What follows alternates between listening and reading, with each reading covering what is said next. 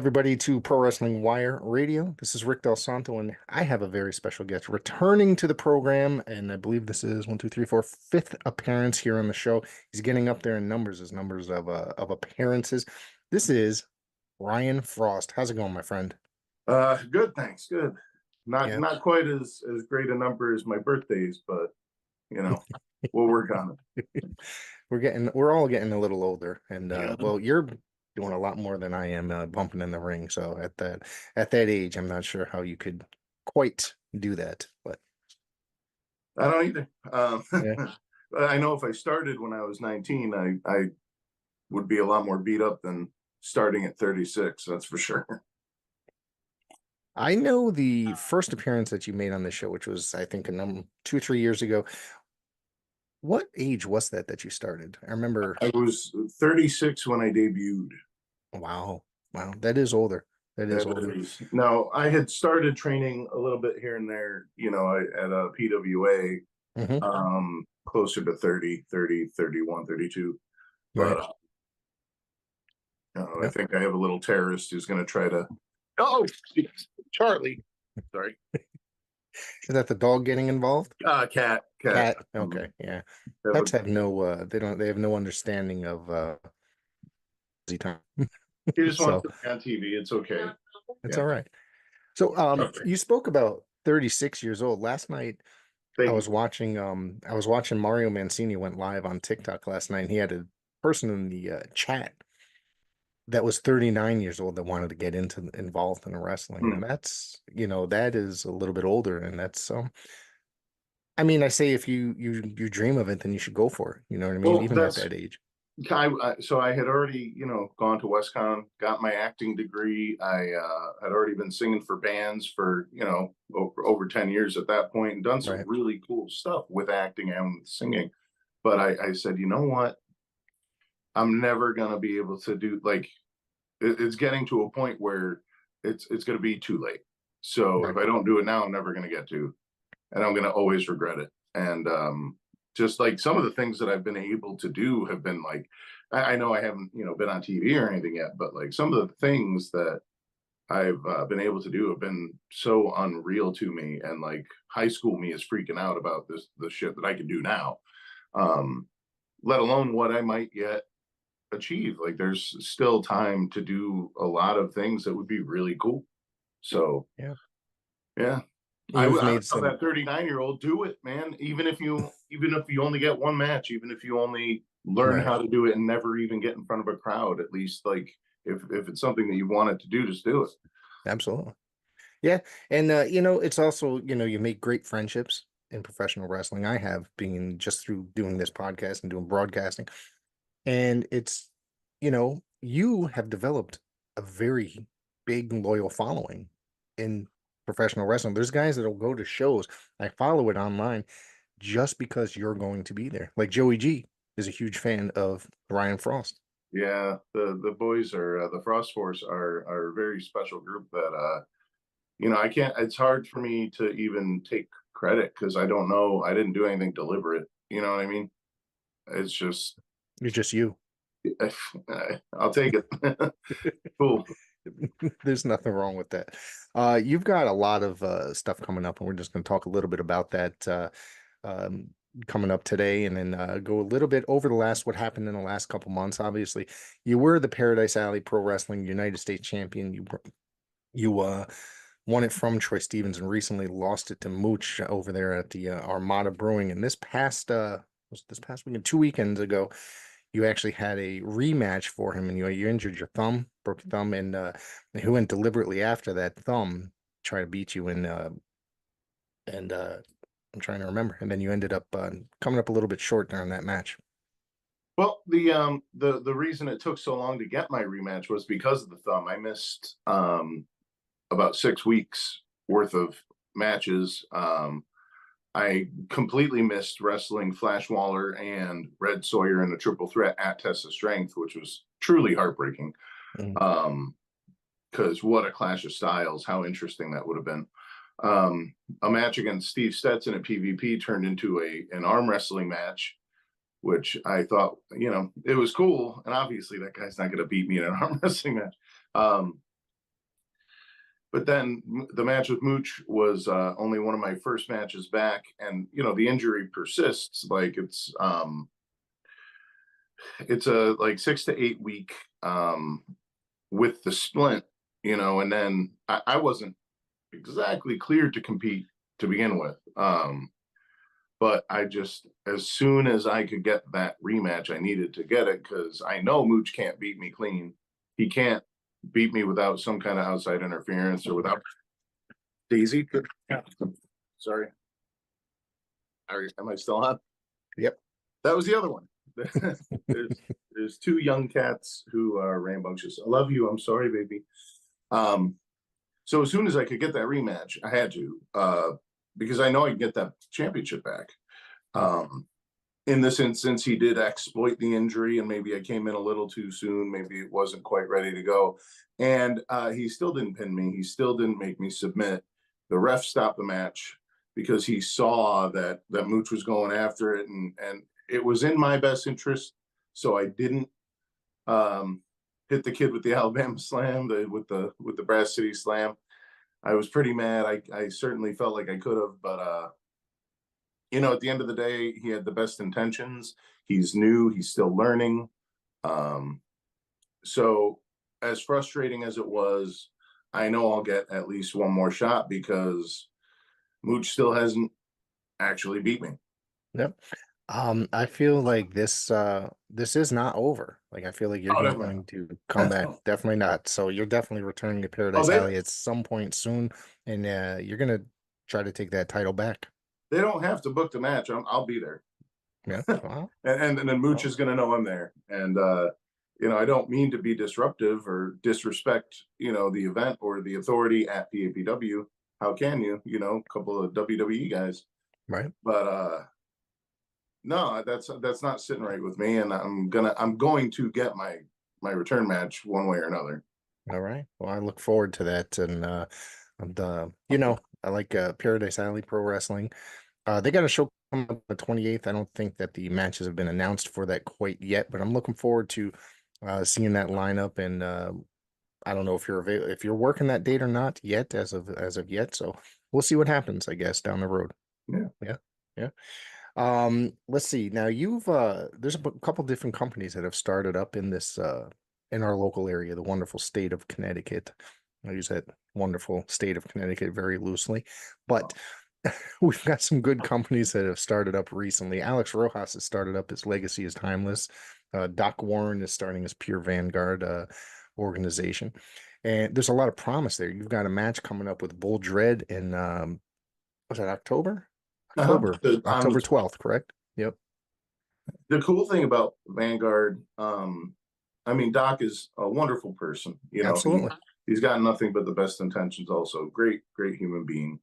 And actually, at the Pure Vanguard debut event, I was in a match with Randy Shawn, formerly Jay Busta, and we determined the first ever Break the Chains champion, which is a really cool concept because it's not like the promotions championship. It represents all of Doc Warren's efforts in helping folks with struggling with mental health issues, struggling with addiction issues, because he's got his Pill Willow Therapeutic Farm in Woolkit, Connecticut, and that's his business. Right. And I did win that match. So I am currently the reigning and defending Break the Chains champion for Pure Vanguard Wrestling. And it meant a whole ton to me because I'm diagnosed with depression. I have had my issues in the past with, not, thankfully, God willing, not anything too scary, but I've definitely had issues with maybe drinking more than I should. And I think that's pretty much common knowledge. I'm not, ashamed of it. Right. It's just something that's been. It happens. Yes. Yeah. So, it means a lot to me to carry that championship. And working with Bull Dread is always both a privilege and a pleasure. Somebody I grew up watching, somebody who took part in the training that I was doing at PWA, and somebody that I've gotten close with outside of wrestling. So, definitely a mentor, and it's always fun to work with him. And Vanguard, the whole point of it is it's like a throwback. It's kind of aside from the other promotions, not to distance itself from them, just like the concept of the event is kind of like an old school, like, Right. Doc really loves catch can wrestling, and that's certainly a part of it, but also kind of, shouting out to the previous eras and years. um they're bringing in Wrecking Ball for the first time. He belongs there. It's the perfect fit because he's just a monster from days gone by. Yeah. I noticed on the flyer to say, or on their logo flyer thing, it says catch as catch can. And I messaged Doc immediately when I saw this because it's like I'm a very old school fan. Like I love traditional style wrestling.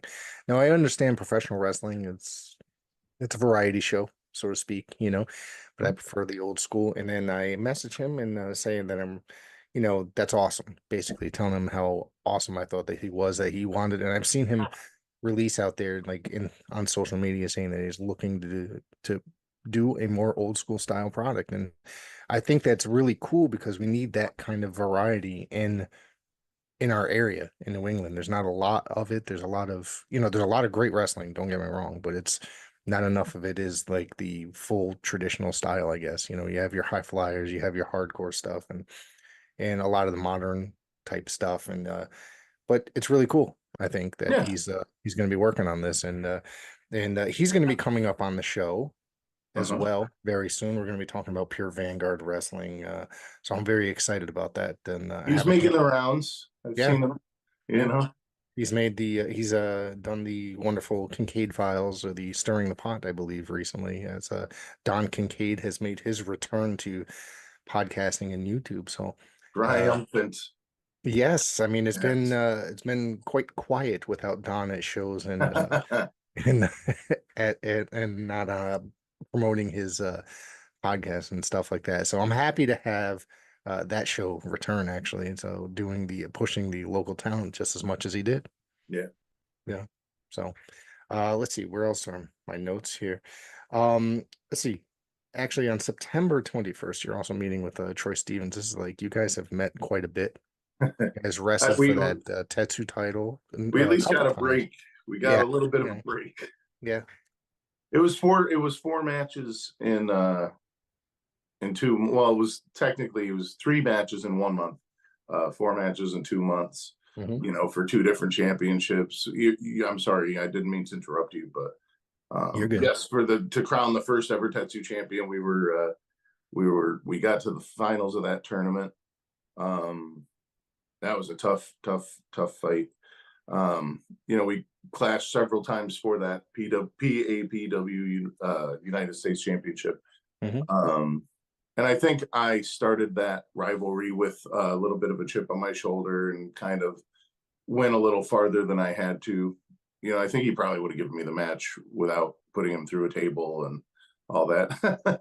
But I've known him for so long too, and I don't want to say that it's like totally forgiven because it was messed up of me to do, but at the end of the day, he won, I won, and I think we've gotten to the point of returning to mutual respect and even friendship, where now this match for Tetsu is going to be the first round in a very short tournament to um, inaugurate the next number one contender to go after Patrick Saint and that Tetsu championship. So me and Troy being the first two to fight for that championship to begin with is kind of fitting, I think. And then you've got Sammy Diaz and another individual on the other side of that bracket. So it's kind of a stacked little tournament, to be Yep. honest. And we'll see what happens because no matter who wins, you got Patrick Saint in front of you, and that's no small task. I was gonna say, ask you about possibly meeting Patrick Saint at Tetsu for that title because he is a absolute monster. He is, and I think he's there's something about that guy. He's awesome. He really is. I got a chance to watch him last night and commentate for his match against Jay Onyx from the Oh, Haven, okay, yeah. How'd that go? and Jay Onyx was definitely the underdog in that match. He probably has a little bit more experience than Patrick Saint, but he Yeah. was a lot smaller and it was a little hard for him to keep up. He did get he did get some stuff in there, but it Patrick Saint for the most part kicked the crap out of him. It's so the Patrick Saint that I have fought against was part of the mission, and he was, technically brainwashed by Dan the Man as a member of his cult. So Yep. he was motivated by that. But this Patrick Saint we're seeing now, who's broken free of that kind of tampering from Dan, like the one who can do whatever he wants whenever he wants, and just running roughshod over the Northeast. Like, this is a different competitor I haven't been in the ring with yet. Right. Um, I'm not afraid of anybody. You put me in there with literally anyone, that's fine. But Patrick Saint is an imposing figure, and I can't even imagine how much more he puts behind that now that he's doing it for himself and not somebody else, you know? Right. Yeah. Yeah. I think and he's still relatively young in his career, correct? Like He's only very for new. yeah, He is so impressive, and he has such command of himself. Like, he knows who he is, and so do you, because he's out there. yeah, Um, Super impressive.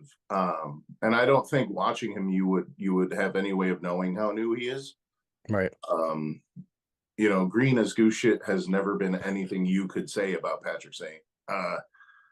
So, just thinking about how he's already the main champion at, a respected promotion also is like, what else is this guy going to do? And I mean, he's just getting started.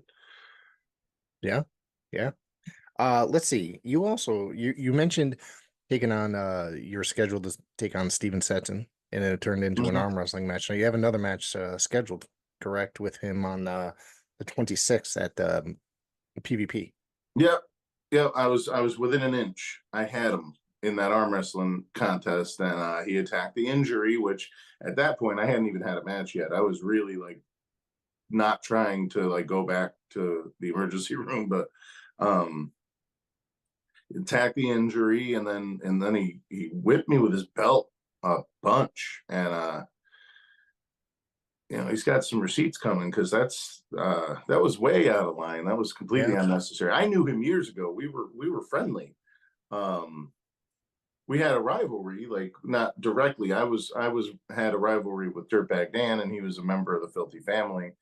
And we fought over the Hardcore Championship, and Stetson was around for that, but again, just like Pat is a different person now than he was when somebody else was in charge. Like, Stetson is killing it everywhere. He's a cornerstone of wrestling open at Beyond, which is Right. just taken off. I mean, taken off He's is an understatement.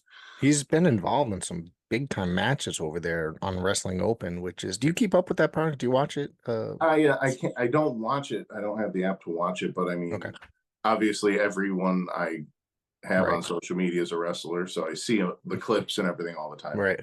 And Yeah. it's a lot of people I know, a lot of good brothers, so I do keep Yeah. up. Um, Stetson's doing a fantastic job. I can't take that away from him. It's just he's being such a prick to me, and it's like, it's at this point, like, I didn't think it was personal. I thought he was just, kind of pissing on his territory at PvP, because like I was new there and he's been there.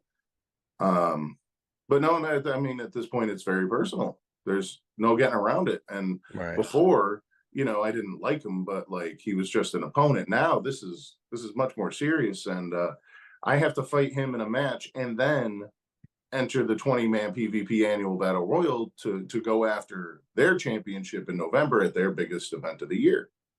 So it's, I got to get through him, and he's a formidable opponent, and then I got to go try to win this rumble. So we'll see how it goes. I'm gonna stay the course. I'm gonna do everything I can. um I mean, I'm confident. I just I, I'm much angrier with him than I thought I would be, because he Wow. made it much more personal than I thought it would be. Wow.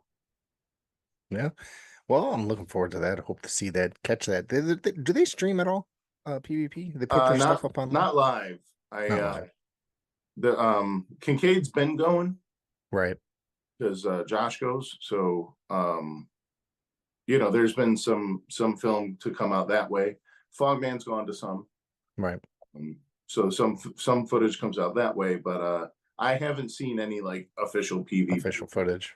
Okay. All right. Let's see. Did I know I mentioned it briefly, but I don't think we really went into it. But what about Legacy is Timeless and Alex Rojas starting that up recently, and that's a different, like a newer kind of product as well. Yeah, To follow along with here, he has brings in a lot of bright indie stars that have been around for quite some time, and to his liking, to his style that he prefers, I guess you can say. definitely. It started as kind of like a sister promote because there's the Bell Time Club in Boston and Test of Right. Strength in Connecticut that are kind of like sister schools.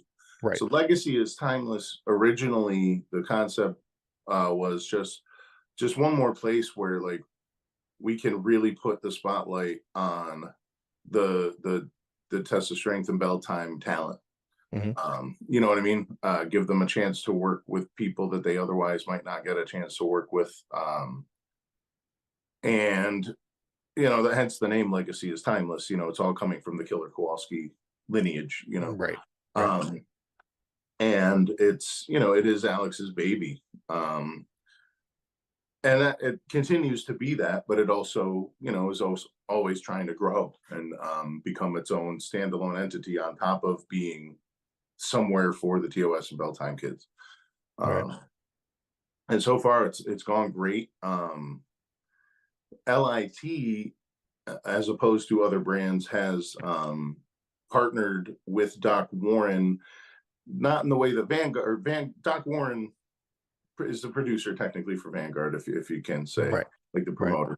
Um, LIT is looking to help create fundraising events as well with the Headlocks for Humanity Foundation. Right. The last one that I was a part of also was in Waterbury at the Art Building, and it was a fundraiser for the Thomaston Opera House, which is also called the Landmark Community Theater.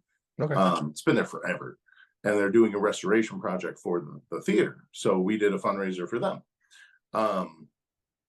And stuff like that is kind of a goal of both Alex's and Doc's, is to be able to put on these shows to raise funds for underfunded programs. A portion of the proceeds for every LIT event and every Vanguard event go to Headlocks for Humanity, which is its own entity separate of the wrestling, but that's what the goal is. Right. Well, Yeah. sounds like you're involved in a lot of really great stuff out there these days. I'm very lucky to have made connections with I think worthwhile Hmm. people. Yeah, Right. thanks. I agree. I want to ask you one more question before we move on. It's like you've actually had the opportunity to work Coliseum quite a bit as of late. Yeah. Obviously, you weren't on the show that was last night, but you've worked several events. You've gotten a team with TJ Howell against was it against Hustle and Muscle, right? Correct? No, am I No. drawing a blank here? Yes, it was. Yes, Yes, it yeah, was. I'm because sorry. you filled in for Correct. Yes, you filled in for Bricks at one time, and Richard E. Stone cried like a baby after the loss of the match, and then you brought in uh, TJ Howell to meet up against Mhm. Hustle and Muscle.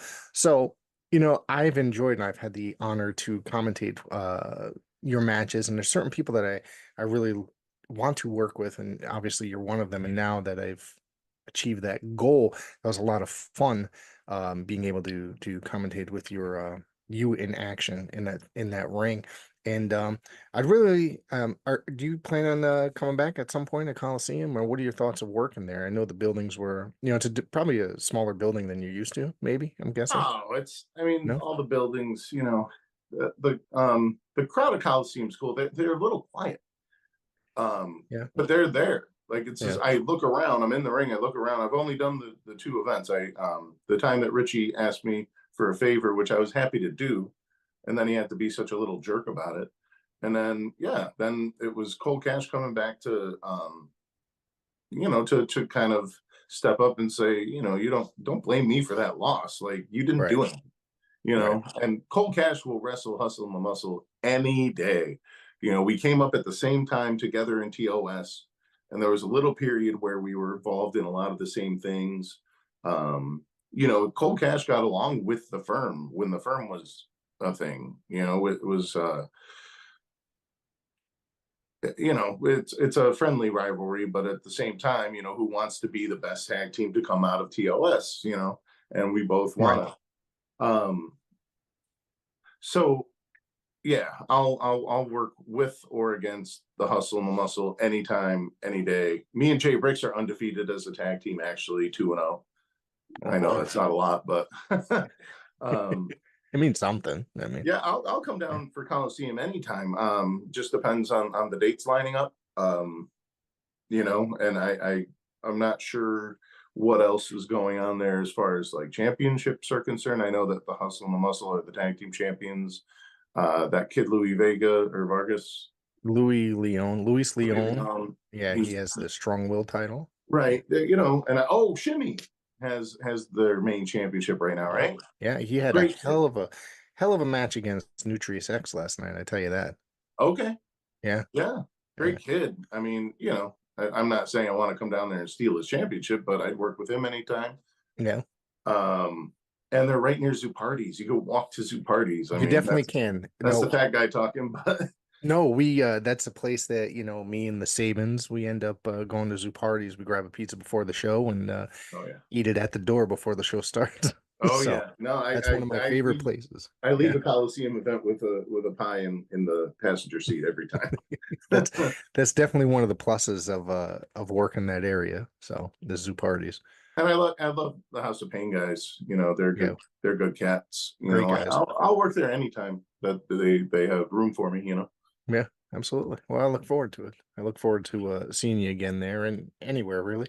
So is there anything else that you have coming up that you'd like to throw out there as of now? What else? The next weekend's very interesting because there's PvP in Connecticut for the first time since I've been working with them. On Saturday at 1 in Where's that? Southington. I think it's at the skiing Oh, place. okay. I'll send you the flyer. I don't have it, obviously my phone's occupied, but PvP at 1 in Southington, Tetsu at 3 in Windsor, and then GCW Saturday night. It's at the Webster. That's at the And Webster. I've right. gone to the last several as a guest of Just Incredibles, so I'm not, I don't think I'll go unless I'm hanging out. You know what I mean? I don't. Right. I will already have wrestled twice that day, like with a broken thumb. So, Uh um, are those later events? Like do they start later at night yeah, or they just start? Yeah, yeah, it's late. yeah. And then Sunday I have the 2 matches of PvP. So that's this weekend is kind of stacked. And it'll be a real test because my thumb's a lot better Right. now. It's about 8 weeks. It's today. So today is 8 weeks. I should have a second follow up soon, but it's getting better enough. Like I should start being able to be my old self and do the things. I a promoter that will remain nameless, who's not Alex Rojas, Right. um, was very surprised. They saw footage of me fighting Marcos on the 24th, and I've integrated a back kick, like a side kick. I hesitate to say super kick because it's not a super kick, but I've integrated a kick into my offense that normally I wouldn't, but I can't grab people with this hand and do everything like throw them the way that I normally would.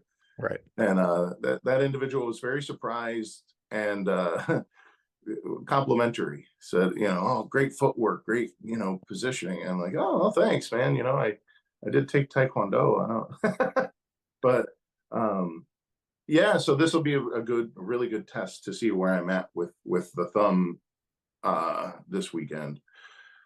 But yeah, we pretty much covered everything. Thank you for having me Yeah, on. It's always a pleasure. absolutely. And of course you're going to come back again at some point, probably in the next couple months. Do you want to just let everybody know where they can find you on the socials? At Ryan F Wrestles. is all the socials. I was doing really well with the socials and keeping up, and I might have fallen off a little bit, but I do intend on. I had a schedule, and it was so easy to Right. stick to. I had to get back to it. But you can reach out to me on there too if you have any questions. I post on Instagram the flyers at the beginning of every month, so you could always ask me, but you could always check too. Right. And my Facebook cover photo is always the next show coming up. Right. So, Right. All right. Cool. I want to thank you very much for coming in, and we'll hope to see you again soon. And I'll definitely see you at the matches. have a good night, guys. Thank you.